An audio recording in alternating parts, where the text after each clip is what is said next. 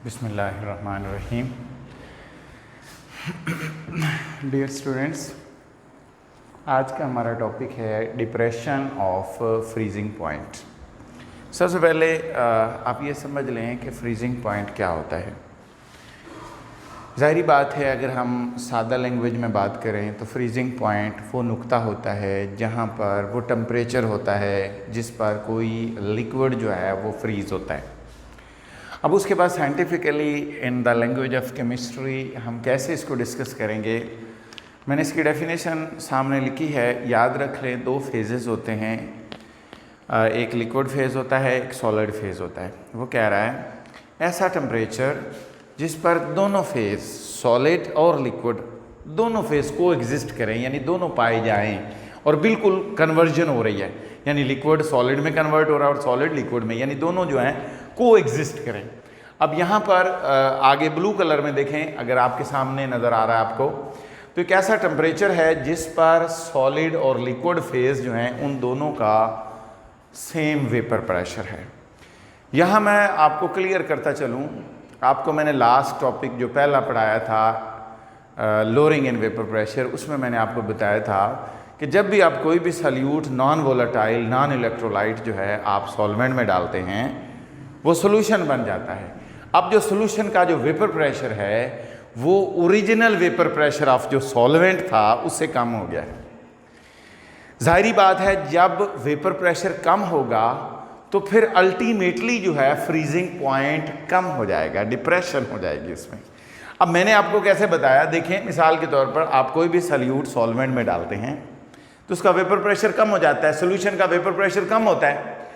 अब सोल्यूशन का जब वेपर प्रेशर कम होगा तो हमने तो कहा है कि दोनों को एग्जिस्ट, यानी दोनों का वेपर प्रेशर सॉलिड का और लिक्विड दोनों फेजेस का वेपर प्रेशर सेम होना चाहिए। जब वेपर प्रेशर कम होगा तो अल्टीमेटली उसका फ्रीजिंग पॉइंट भी कम हो जाएगा, फ्रीजिंग पॉइंट भी कम हो जाएगा। अब मिसाल के तौर पर देखें, मैंने आपको बताया है कि फ्रीजिंग पॉइंट पर दो चीज़ें होंगी। जब फ्रीजिंग पॉइंट आएगा तो दो चीज़ें होंगी, एक जो आपका सॉल्वेंट है वो ज़ाहिरी बात है वो पहले सॉलिड बन जाएगा, और जो सोल्यूशन है वो लेटर ऑन, यानी कि सोल्यूशन जो है उसका फ्रीजिंग पॉइंट अल्टीमेटली कम हो जाता है तो वो लिक्विड में रहेगा। तो दो चीज़ें होंगी, एक सॉलिड सॉल्वेंट होगा और दूसरा जो है वो आप क्या समझ रहे हैं कि लिक्विड का सोल्यूशन लिक्विड स्टेट में होगा। अब मैंने अगला पॉइंट बताया है कि जब दोनों का वेपर प्रेशर बराबर हो जाएगा, दोनों फेजेस का, कौन से फेज का, liquid solution and solid solvent, दोनों का वेपर प्रेशर सेम होगा तो फिर जो है वो फ्रीज हो जाएंगे। अब आपको मैंने अभी बताया है कि जाहिर बात है अगर दोनों का वेपर प्रेशर, अब जाहिर बात है सोल्यूशन का वेपर प्रेशर कम हो गया तो जाहिर बात है ये कम टेम्परेचर पर फ्रीज होगा, जो सोल्यूशन है वो कम टेम्परेचर पर फ्रीज होगा। अब यहां पर मैंने लिखा भी है कि it should freeze at lower temperature. अब हम क्या करते हैं, हम ग्राफ ड्रा करते हैं between temperature and vapour pressure. अब ज़रा गौर करें, सबसे पहले ये मैंने लाइन जो है ये एक कर्व बनी है ये, और एक कर्व ये बनी है। ये जो ऊपर वाली कर्व है यहाँ से इसका नाम है ए बी सी, ए बी सी। ज़ाहिर बात आप टेम्परेचर कम कर रहे हैं, आप बेसिकली फ्रीज कर रहे हैं, तो उस सेंस में बात करेंगे। अब last elevation of boiling point की तरह हम नहीं कर रहे, वहाँ हम ज़्यादा राइजिंग की बात कर रहे थे, लेकिन यहाँ हम डाउन की बात कर रहे हैं क्योंकि यहाँ पर जो वेपर प्रेशर है उसमें कमी आएगी। एनी हाउ, अब हम आगे चलते हैं। अब देखें ए बी और C, A B C, this is for solvent, pure solvent, यानी सोल्यूशन बनने से पहले। अब सोल्यूशन बनने से पहले हो गया। उसके बाद ये जो कर्व है आपको, जिसको आप सी ई डी कह लें या डी ई सी कह लें, ये जो कर्व है दिस इज फॉर सोल्यूशन। अब देखें सबसे पहले ये जो ए बी कर्व है ये इस टेम्परेचर पर फ्रीज हो रही है T1 पे।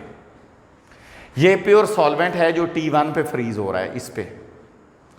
जाहिर बात है वो हायर टेम्परेचर यानी जल्दी फ्रीज हो रहा है, जो सोल्यूशन है वो देर से फ्रीज होगा, लोअर टेम्परेचर पे फ्रीज होगा। सिंपल बात ये है। अब देखें यहाँ पर हमने कहा कि ये जो कर्व है ये फ्रीज हो रही है, तो T1 जो है is freezing point of this solvent which is corresponding to B and vapour pressure P naught. देखें, दोबारा सुन लें इस बात को। ये जो कर्व ए पूरी ABC है, यहां से ये जो है, ये जो नुक्ता है, इसको अगर आप नीचे टच करें तो ये जो टेम्परेचर है ये फ्रीजिंग पॉइंट है ऑफ सॉल्वेंट, फ्रीजिंग पॉइंट है सॉल्वेंट का। अब ये इधर से फ्रीजिंग पॉइंट सॉल्वेंट का इधर से B से जाहिर कर रहा है और इधर से ये वेपर प्रेशर P नॉट को जाहिर कर रहा है। इसका मतलब जब आप सोल्यूशन बनाएंगे तो सोल्यूशन बनाएंगे, उसके अंदर सॉल्यूट डालेंगे तो ये कर्व बनेगी DE। अब देखें, ये इसी कर्व को इस पॉइंट पर टच कर रही है। इसका मतलब इसका फ्रीजिंग पॉइंट T2 है और ये जो फ्रीजिंग पॉइंट है ये कम है, ये फ्रीजिंग पॉइंट इससे कम है। देखें, ये इधर टेम्परेचर ज्यादा है, इधर कम है, इसका मतलब ये फ्रीजिंग पॉइंट कम है देन दिस वन। अब ये जो फ्रीजिंग पॉइंट क्यों कम है, इधर देखें, इधर वेपर प्रेशर है P और इधर है P नॉट, इसका मतलब P less than P not, यानी P ज्यादा, ये P नॉट ज्यादा है, P क्या है, कम है। इसका मतलब ये हुआ कि जब आपने सॉल्यूट सॉल्वेंट में डाला तो सॉल्यूशन का वेपर प्रेशर कम हो गया, इसलिए उसका फ्रीजिंग पॉइंट भी कम हो गया, क्योंकि दोनों सॉलिड फेज और सॉल्यूशन फेज जो है उन दोनों का वेपर प्रेशर बराबर होना चाहिए। यहां पर मैंने लिखा है curve ABC for pure solvent, solvent freezes at T1 पर सॉल्वेंट जो फ्रीज हो रहा है और corresponding to P naught vapour pressure. Curve DEC जो है ये सॉल्यूशन के लिए और E पर मीट करती है और इसका वेपर प्रेशर, जो वेपर प्रेशर है वो P है और इसका फ्रीजिंग पॉइंट T2 है। और यहां पर मैंने बात की है कि वेपर प्रेशर ऑफ सॉल्यूशन जो है वो less than vapour pressure of pure solvent. ये मैंने अभी बात बता दी है कि जो वेपर प्रेशर होगा सॉल्वेंट का वो ज्यादा होगा, जैसे उससे सॉल्यूशन बनेगा तो वेपर प्रेशर अल्टीमेटली जो है वो कम हो जाएगा। अब यहां पर डिप्रेशन एंड फ्रीजिंग पॉइंट कैसे कैलकुलेट करेंगे, प्योर सॉल्वेंट का फ्रीजिंग पॉइंट को माइनस कर देंगे फ्रीजिंग पॉइंट ऑफ सॉल्यूशन से। ये T1 जो है ये क्या है, freezing point of pure solvent है और ये जो T2 है ये फ्रीजिंग पॉइंट ऑफ सॉल्यूशन है। तो उसमें से माइनस कर दें तो ये डेल्टा TF के बराबर आ जाएगा, यानी इसमें से ये वाला माइनस कर दें, ये प्योर सॉल्वेंट का है, ये प्योर सॉल्यूशन का है, इसमें से ये वाला माइनस कर दें तो ये डेल्टा TF आ जाएगा। अब डेल्टा TF जो है डायरेक्टली प्रोपोर्शनल टू मोलैलिटी। आपको मैंने लास्ट टाइम बताया था एलिवेशन ऑफ बॉइलिंग पॉइंट में कि जब हम पढ़ते हैं, क्या पढ़ते हैं, जब हम पढ़ते हैं कि मोर कंसंट्रेटेड ऑफ द सॉल्यूशन, जैसे सॉल्यूशन ज्यादा कंसंट्रेटेड होता है तो उसकी डिप्रेशन इन फ्रीजिंग पॉइंट में भी कभी ज्यादा होगी, यानी उसका डिप्रेशन ऑफ फ्रीजिंग पॉइंट भी ज्यादा होगा, डिप्रेशन ऑफ फ्रीजिंग पॉइंट भी ज्यादा होगा, तो डायरेक्टली प्रोपोर्शनल है। तो यहां पर प्रोपोर्शनलिटी हटा के KF लगाया, इसको हम कहते हैं क्रायोस्कोपिक कांस्टेंट। क्रायोस्कोपिक कांस्टेंट, ये क्रायोस्कोपिक कांस्टेंट है और इसकी वैल्यू मोलैलिटी की लास्ट टाइम जैसे मैंने आपको पढ़ाया था वो पुट कर दी और फाइनल जो हमारे पास रिलेशन है वो ये वाला आ गया। अब क्या है, अगर मोलर मास मालूम करनी है तो M2 को इधर ले जाओ, इसको उधर ले जाएंगे तो ये फाइनल जो है रिलेशन आ जाएगा। तो ये सारा जो सोल्यूशन है, जो पूरा ग्राफ है वो हमने आप पढ़ लिया। अब यहाँ पर एक बात देख लें, ये जो कर्व है यहाँ से लेकर यहाँ तक, ये basically solid phase of solvent को जाहिर कर रही है, यानी यूँ समझ लें कि ये यहाँ से फिर वो जो सोल्यूशन है वो सॉलिड होना शुरू हो जाता है, यूँ समझ लें यहाँ से सॉल्वेंट जो है वो सॉलिड होना शुरू हो जाता है। तो यहाँ तक हमारे पास जो है ये हमारा टॉपिक था जिसको हमने डिटेल से पढ़ लिया है।